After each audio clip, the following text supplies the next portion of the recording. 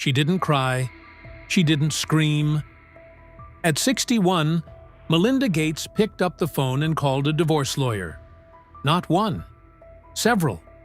The woman who stood beside Bill Gates for 27 years, built a billion-dollar foundation, and smiled through every camera flash, was quietly preparing for war. But what finally broke her? It wasn't a single moment. It was a secret buried for years, a name she never wanted to hear again, and a betrayal she discovered not from Bill, but from a newspaper headline. The truth Melinda kept silent for so long is finally out, and it's far darker than anyone expected. Stay with us, because what comes next changes everything you thought you knew about this marriage. The name she dreaded. The year was 2013. Melinda and Bill walked into a townhouse in Manhattan together. It was supposed to be a normal evening, a dinner, a meeting. It's nothing unusual. The moment she stepped inside, something felt wrong. She could not explain it exactly, but the feeling hit her fast, like a warning bell going off in her chest. The kind of feeling you get when every instinct you have is telling you to leave. The host of that evening was Jeffrey Epstein. If you do not know that name, he was a convicted offender, a man who had done horrific things to young girls, a man that no decent, careful person wanted anywhere near their life. His name alone carried a weight that made people uncomfortable. And Melinda felt that the second she walked through his front door, she did not stay long. She did not warm up to the room. She left that house and told Bill one thing, clearly and directly. Never again. Not a request. A boundary. Years later, she told Gayle King in her first big interview after the divorce, Epstein was evil personified. She used those exact words. She said she had nightmares about him afterward, not just a bad feeling, actual nightmares. That is how deeply that one evening affected her. She thought Bill had heard her. She thought the line was drawn, and both of them understood it. She was wrong. According to reports, Bill kept meeting with Epstein, not once, not twice, at least 6 separate meetings between 2011 and 2014. These were not quick hallway hellos. These were long dinners, late nights, deliberate, chosen conversations with a man Melinda had specifically asked him to stay away from. Some people believe Bill was chasing a Nobel Peace Prize and thought Epstein had the kind of high-level connections that could make it happen. On others say it was about fundraising. The exact reason has never been fully confirmed. But here is what is confirmed. Bill chose those meetings. He chose them over his wife's comfort, over her direct request, over the clear line she had drawn and trusted him to respect. He never told her. For 6 years, Melinda had no idea those meetings were happening. She was traveling the world with him. She was standing next to him at charity events. She was building a life with a man who was quietly doing the one thing she had asked him not to do. Then came October 2019. Melinda was sitting in her home office when she opened a New York Times article. The headline was about her husband. Not about Microsoft. Not about the foundation. His relationship with Jeffrey Epstein is listed out, meeting by meeting, so in black and white detail. She did not find out from Bill. She did not get a quiet conversation, a heads up, or an apology before the world saw it. She found out the same way everyone else did, by reading it in the news. The entire world read it the same moment she did. She sat with that for a few days. And then, according to the Wall Street Journal, she picked up the phone and started calling divorce lawyers. Not one, a whole team. Because she already knew splitting from Bill Gates was not going to be a simple process, she needed to be prepared. The trust was gone. And once that goes, very little else holds. But as heavy as the Epstein story was, it was not the only secret waiting to surface. Because while that headline was still fresh, something else came crawling out of the past. Something that had been buried for nearly 2 decades. The letter that arrived at Microsoft. A letter arrived at Microsoft headquarters. It was not a business letter. A female engineer who had worked at the company wrote it. In the letter, she claimed she had an intimate relationship with Bill Gates, going back to the year 2000. Now, look at the timeline. Bill and Melinda got married in 1994. Their son Rory was born in 1999. So if this letter was telling the truth, Bill was having an affair when his marriage was only 6 years old. When he had a baby at home, for nearly 20 years, that secret stayed buried. The Microsoft board of directors did not ignore the letter. They hired outside lawyers. They started asking questions. And what they found was serious enough that they concluded Bill Gates, the man who started the company in a garage, could not stay on the board. In March 2020, Bill stepped down from the Microsoft board. He said he wanted to focus on his charity work. But later, a spokesperson confirmed it. There had been an affair almost 2 decades ago. They called it consensual. They said it ended on good terms. But here is what no one could brush off. This was not a one-time story. In 2006, Bill reportedly sent an email to a female employee after watching her give a presentation. He asked her to dinner. The email reportedly said something like, "If this makes you uncomfortable, pretend it never happened." He already knew it was crossing a line. He sent it anyway. There were other reports, too. A woman at the Gates Foundation during a work trip. He allegedly pursued her at a cocktail party. When Gayle King asked Melinda on television if there had been more than one affair, Melinda did not say no. She paused. She looked at the camera and said, "Those are questions Bill needs to answer." That pause said more than any answer could. She was done covering for him. The picture of the perfect, nerdy couple saving the world was gone. But while the public was focused on the affairs and the headlines, inside that enormous house, something much darker was happening to Melinda. Breaking point money can buy a lot of things. A house with 24 bathrooms, a room built just for trampolines, sand was shipped in from the Caribbean for a private beach, a library with a secret door, underwater music in the swimming pool, things most people will never see in their lifetime, let alone own. But money cannot buy peace of mind. And in late 2019, Melinda Gates had none. From the outside, her life looked untouchable. She was one of the most powerful women on earth. World leaders took her calls. Governments partnered with her foundation. She was on magazine covers. She was giving speeches that moved rooms full of people. And then she would go home. Behind those walls, she was not the powerful philanthropist the world saw. She was a woman whose trust had been broken in a way she had not yet fully processed. The Epstein articles were still fresh. The questions were piling up. And the man she had built everything with was not giving her the answers she needed. Melinda has said publicly that she started having panic attacks. Her heart would race without warning. She could not catch her breath. There were moments where she genuinely felt like she was dying. This was not stress from a hard week at work. This was her body sending a message that her mind had been trying to ignore for months, that something was seriously wrong, and it had been for a long time. She wrote in her book that she spent days lying on the floor crying. Just think about that for a second. One of the wealthiest women in the world, on the carpet, alone. Not because she had nothing, but because the one thing she actually needed, she no longer had: safety inside her own marriage. And then the nightmares started. Every night, the same dream. Her house was collapsing.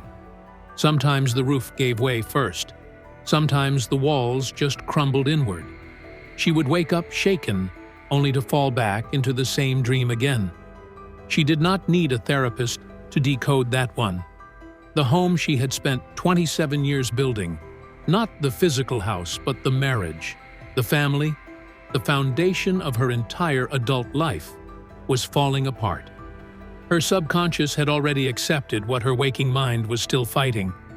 She kept showing up anyway. She kept smiling for the cameras. She kept attending events, giving interviews, standing next to Bill like everything was fine. She held it together for the kids as long as she could. But in February 2020, just days before the entire world went into lockdown, Melinda sat down with Bill and told him it was over. No screaming, no dramatic confrontation. She simply told him she could not do it anymore, that they needed to separate. Bill did not argue. He went quiet. He was sad. Whether he was surprised is hard to say, but if he was paying any attention at all, he probably knew this moment had been coming. After the Epstein story, after the affairs, after years of secrets surfacing one by one, there was no real road back. What followed was one of the strangest periods of both their lives. For over a year, they continued living under the same roof, a roof that cost more than most people will earn in 10 lifetimes. They showed up to Zoom calls together. They kept the foundation running. They maintained the appearance of a functioning partnership while quietly dismantling their marriage behind the scenes. Melinda later described that period as grieving, not a divorce, a death. The death of the version of her life she had believed in, the one that started when a young woman fell in love with the boss of Microsoft and thought she knew exactly who he was. She was grieving the loss of that story.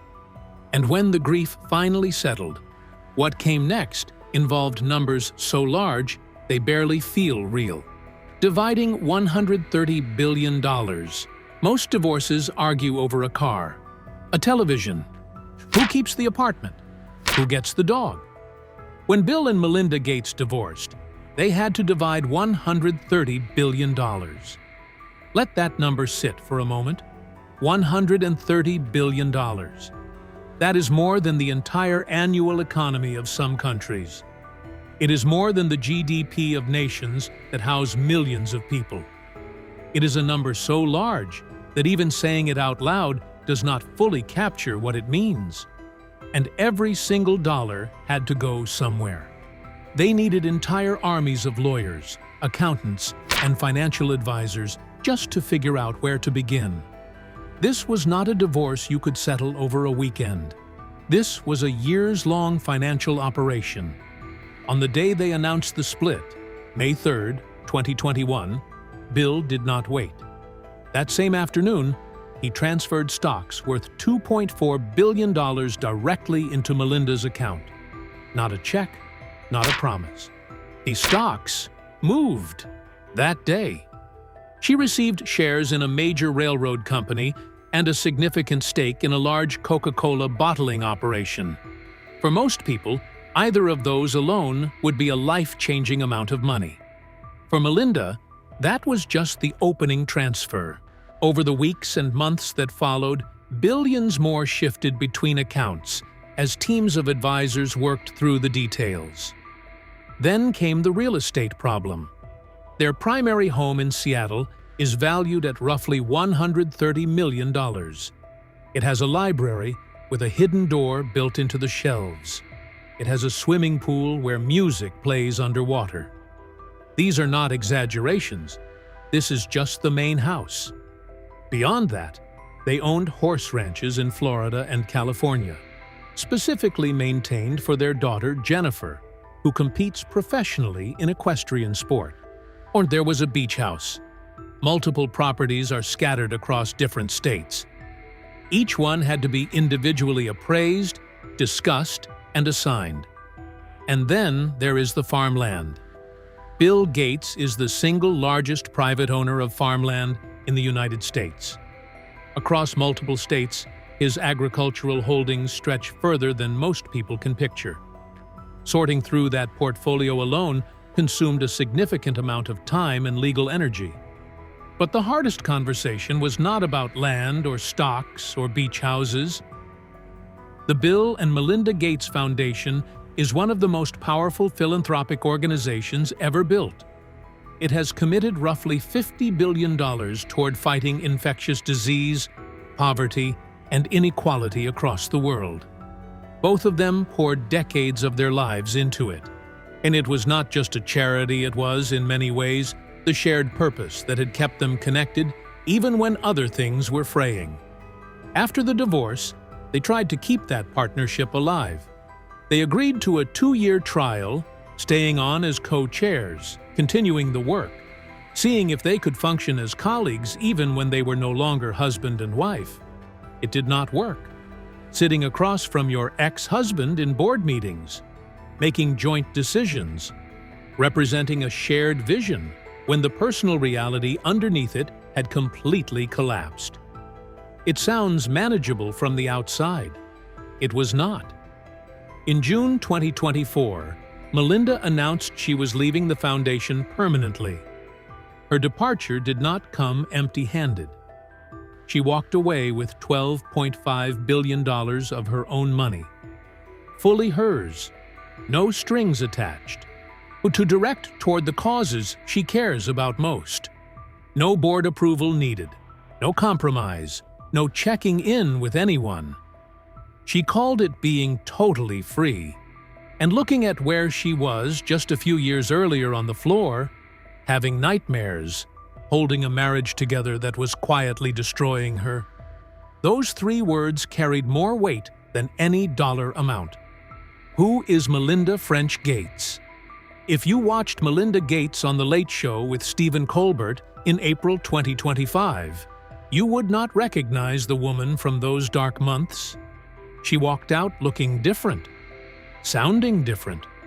She was wearing a cool outfit, not a stiff business suit. She was laughing. She was at ease.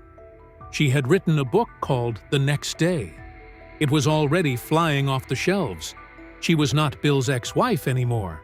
She was Melinda French Gates. Notice she uses her maiden name now, French.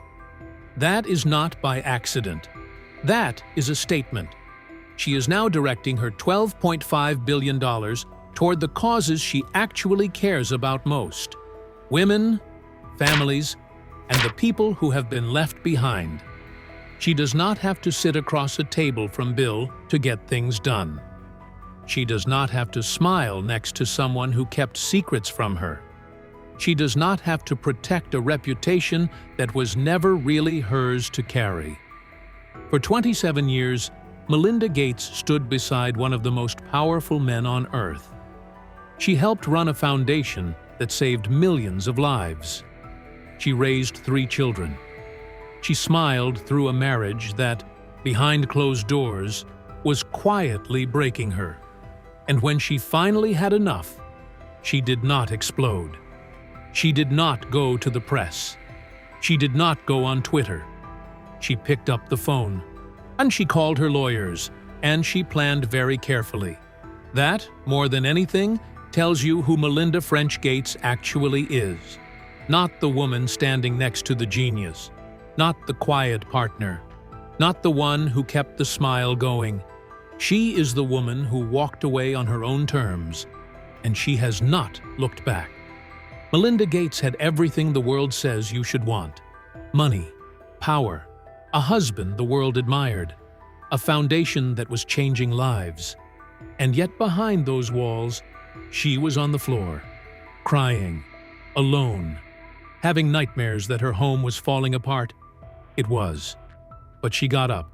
She made the calls. She walked out with $12.5 billion, her name back, and her life finally in her own hands. The question is, do you think she made the right call? Should she have walked away sooner? Drop your answer in the comments below. If this story hit different for you, give it a like. It actually helps more people find it. And next week, we are going somewhere you did not expect.